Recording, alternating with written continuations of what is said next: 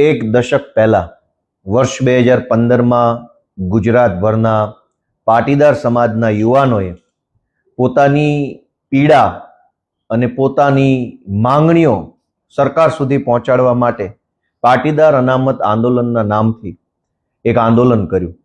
સમાજના મારા સહિત લાખો કરોડો યુવાનોની એવી માંગણી હતી કે પાટીદાર સમાજના પાછળ રહી ગયેલા આર્થિક રીતે અને ગ્રામ્ય વિસ્તારોમાં રહેતા યુવાનો યુવતીઓને શિક્ષણ અને રોજગારની તકોમાં અન્યાય થઈ રહ્યો છે અને માટે પાટીદાર સમાજને અનામત આપવા બાબતે કંઈક વિચારવું જોઈએ. આવી માંગણી સાથે પાટીદાર અનામત આંદોલનની શરૂઆત થઈ. હજારો યુવાનો સ્વયંભૂ આ આંદોલનમાં જોડાયા અને શાંતિપૂર્ણ રીતે મહિનાઓ સુધી રેલીઓ, સભા, સરઘસ આ બધું નીકળ્યું. કોઈ પણ જાતની હિંસા નહીં, કોઈ પણ જાતનો ઉશ્કેરાટ નહીં, માત્ર પોતાની વ્યાજબી વાત વ્યાજબી રીતે શાંતિપૂર્ણ રીતે સરકાર સુધી પહોંચાડવામાં આવતી હતી.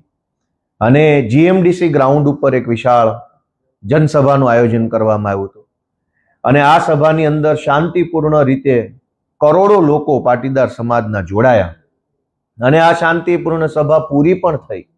શાંતિપૂર્ણ રીતે પૂરી થયેલી સભામાંથી લોકો જ્યારે પાછા જતા હતા, પાટીદાર સમાજના આગેવાનો, યુવાનો, વડીલો, ત્યારે એમની ઉપર લાઠીચાર્જ કરવામાં આવ્યો. જીએમડીસી ગ્રાઉન્ડ ઉપર લાઠીચાર્જ, પછી ગોળીબાર કરવામાં આવ્યો અને 14 જેટલા પાટીદાર સમાજના નિર્દોષ વ્યક્તિઓને ગોળીઓ મારી દેવામાં આવી. ગુજરાતના ઇતિહાસની સૌથી કલંકિત ઘટના આ પાટીદાર આંદોલન દરમિયાન ગોળીઓ મારી એ ઘટના બની છે. સરકાર ઉઠીને ગોળીઓ કેવી રીતે મારી શકે? આ કોઈ અંગ્રેજો નથી, આ કોઈ ભારત પાકિસ્તાનનું યુદ્ધ નથી. આ આપણા જ દેશના, આપણા જ રાજ્યના, આપણા જ પોતાના યુવાનો છે, જે યુવાનો ક્યારેક ભાજપ માટે ચૂંટણીઓમાં કામ કરતા હતા, ભાજપનો પ્રચાર કરતા હતા, બૂથમાં બેસતા હતા. એવા જ લોકો ઉપર ભાજપની સરકારે ગોળીઓ ચલાવી, જાણે કે બે દેશ વચ્ચે યુદ્ધ થઈ ગયું હોય. એ વખતના નેતા, હાલના ભાજપના ધારાસભ્ય હાર્દિક પટેલ સહિત હાલના ભાજપમાં જોડાયેલા બધા જ આંદોલનકારીઓએ એક સ્વરે એવું કહેતા હતા કે જનરલ ડાયરના ઈશારે આ ગોળીબાર કરવામાં આવ્યો છે. મુખ્યમંત્રી આનંદીબેન હતા, નીતિનભાઈ હતા અને સમાજ એવું માનતો હતો કે કદાચ સમાજના નાતે મુખ્યમંત્રી કે નાયબ મુખ્યમંત્રી આવું કામ ન કરે, કંઈ પણ ઘટના બને, પણ સમાજના દીકરા દીકરીઓ ઉપર ગોળી ચલાવવાનું કામ નીતિનભાઈ કે આનંદીબેન કરે નહીં, આવું માન્યતા એ વખતે હતી. અને આજે 10 વર્ષ પછી નીતિનભાઈ પટેલે એ વાતનો ખુલાસો કર્યો છે. નીતિનભાઈ અમારા સમાજના પીઢ આગેવાન છે, અમારા સમાજના નેતા છે, એમણે અમારા સમાજને ખૂબ નેતૃત્વ પૂરું પાડ્યું છે.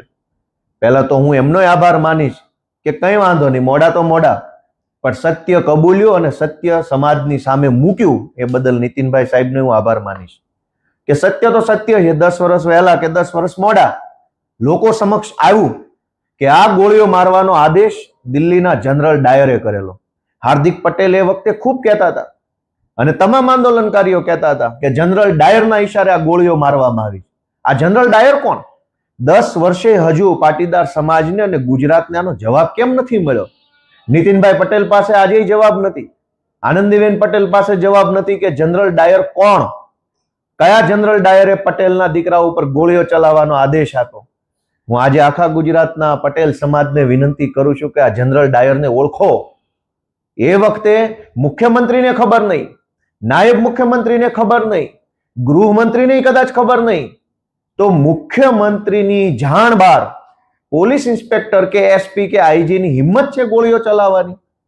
તો એનો અર્થ એમ થયો કે પટેલ સમાજના મતના આધારે બનેલી ભાજપની સરકારમાં રહેલા એક જનરલ ડાયરે પટેલો ઉપર ગોળીઓ ચલાવવાનો આદેશ આપ્યો. આ જનરલ ડાયરને સજા કોણ આપશે? આ જનરલ ડાયરને કોણ પકડશે? આ સવાલ આજે પટેલોના મનમાં છે, એક પીડા છે. મારા જેવા અનેક યુવાનો આજે જે ભાજપ સામે લડે છે, એના મનમાં એક ઊંડી આઘાતની લાગણી છે. અમને હજુ દુઃખ થાય છે કે ક્યારે ન્યાય મળશે, ક્યારે જનરલ ડાયરને અમે તે સજા કરાવીશું. આજે અનેક યુવાનો એ પોતે એક મનની અંદર એક આક્રોશ લઈને ફરે છે. અને જો સમાજની માંગણી વ્યાજબી હતી, સમાજનો મુદ્દો વ્યાજબી હતો, તો સરકારે એ વાત માનવી તો પડી જ. પણ પાટીદાર અનામત આંદોલનનો હાથો બનાવી, ઉપયોગ કરી એની અંદર ષડયંત્રો કરી કોઈ જનરલ ડાયરે એ વખતની સરકાર ઉથલાવવાનું કામ કર્યું હોય એવું મારું માનવું છે.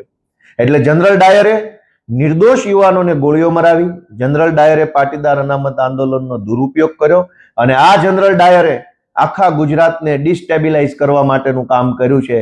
એ ગુજરાતની જનતા હવે જાણી ચૂકી છે. નીતિનભાઈએ કાલે કબૂલ્યું પોતાના ઇન્ટરવ્યુમાં જાહેરમાં કે નીતિનભાઈએ એસપી ને ફોન કર્યો તો એસપી એમની વાત માનતા નતા. એસપી ની આવી ઓકાત, એસપી ની આ હિંમત કે સરકારના નાયબ મુખ્યમંત્રીને પણ ગાંઠે નહીં. એનો અર્થ એમ થયો કે આ સરકાર એ વખતે પણ અને ત્યારથી લઈને આજ સુધી ખાલી કહેવા પૂરતા નામના મોહરાઓ જ છે. જો નાયબ મુખ્યમંત્રી મુખ્યમંત્રીઓને ખબર ના હોય ને ગોળીઓ છૂટતી હોય, જાણે કે યુદ્ધ થઈ ગયું હોય એમ તોપું ને ટેન્કુ ફૂટતી હોય, તો મુખ્યમંત્રી નાયબ મુખ્યમંત્રી શું કામના? અને હું માનું છું કે 2015માં જ નહીં, આજે ગુજરાતની પરિસ્થિતિ એ છે કે સરકારમાં બેઠેલા માણસો તો ખાલી નામના છે. અસલી સરકાર તો જનરલ ડાયર ચલાવે. આ જનરલ ડાયર આજે પણ ગુજરાતની સરકારમાં હસ્તક્ષેપ કરે છે. ગુજરાતના ટ્રાન્સફર, પોસ્ટિંગ, મોટા મોટા નિર્ણયો, પ્રોજેક્ટની વાતો, બધી બાબતોની અંદર જનરલ ડાયર ઇન્ટરફિયર કરે છે. એટલે આ જનરલ ડાયરને ગુજરાતની સૌ જનતા ઓળખે, પાટીદાર સમાજ ઓળખે અને પાટીદાર અનામત આંદોલન સમિતિ સાથે જોડાયેલા સૌ યુવાનો આ જનરલ ડાયરને ઓળખે એવી હું તો વિનંતી કરું છું. આજે પણ અમારા બધાના મનમાંથી જે યુવાનો પાટીદાર અનામત આંદોલન સાથે જોડાયા હતા એ યુવાનોના મનમાંથી આજે પણ એ વાતનું દુઃખ ઓછું નથી થયું. હું તો ત્યાં સુધી માનું છું કે ભાજપમાં જોડાયેલા લોકોના મનમાં પણ કદાચ જનરલ ડાયરને એક વખત સજા કરાવવાનો સહેજ અંદર મનમાં ખ્યાલ હોઈ શકે. અંતે તો બધા સમાજના માણસો છે, સમાજ માટે લડ્યા છે, કામ કર્યું છે. કોઈ મજબૂરીમાં, કોઈ સંજોગોમાં જનરલ ડાયરના ચરણે થવું પડ્યું. પણ આ જનરલ ડાયર ખૂની, હિંસક માણસ, ગોળીઓ કરાવનારા માણસને સજા અપાવવા માટે અમે બધા હજુ બેઠા છીએ. અમને પૂરો વિશ્વાસ છે કે ઈશ્વર અમને શક્તિ આપશે, અમારો સમાજ અમને એક વખત સાથ આપશે અને જેણે ગોળીઓ મારી છે એ જનરલ ડાયરને જીવતે જીવ એક વખત અમે સજા અપાવવાનું કામ કરશું. જનરલ ડાયરને આખું ગુજરાત ઓળખે છે. હાર્દિક પટેલે પોતે જ પોતાના શબ્દોથી કીધેલું છે ભાજપના ધારાસભ્ય જનરલ ડાયર કોણ છે. હાર્દિક પટેલ જ્યારે ભાજપમાં નતા ત્યારે એને સ્પષ્ટ નામ જોગ કીધું છે કે જનરલ ડાયર કોણ છે. એ પોતે ઓળખે છે. આજે એ જનરલ ડાયરની સાથે છે એ વાત અલગ છે, પણ જનરલ ડાયર જેને ગોળીઓ મરાવી છે એને આખું ગુજરાત ઓળખે છે. અમે એને હાર્દિક ક્યાં અલગ હતા આંદોલનમાં? વાત તો ત્યારની છે. જનરલ ડાયર આજે છે અહીંયા ગુજરાતમાં જ છે. સારા માણસોના નામ લેવાના હોય, જનરલ ડાયરોના નામ ના લેવાના હોય. જે દિવસે અમારી સરકાર બની ત્યારે ખુલ્લેઆમ સજા કરશું ત્યારે તમે જોશો કે આ જનરલ ડાયર હતો. કોઈ સત્તામાં એવડી મોટી તાકાત નથી કે લોકોને અન્યાય કરી શકે. ક્ષણિક ઘડીક થોડોક સમય માટે આજ એનો સમય છે, એને ગોળીઓ મારી. કાલ અમારી સરકાર આવશે, જનરલ ડાયરને બતાવશું કે સત્તામાં તાકાત નથી, તાકાત જનતામાં છે. જનતા અમને આશીર્વાદ આપશે, અમારો સમાજ, અમારો પટેલ સમાજ અમને આશીર્વાદ આપે, તે દિવસે જનરલ ડાયરને અમે સીધો કરશું.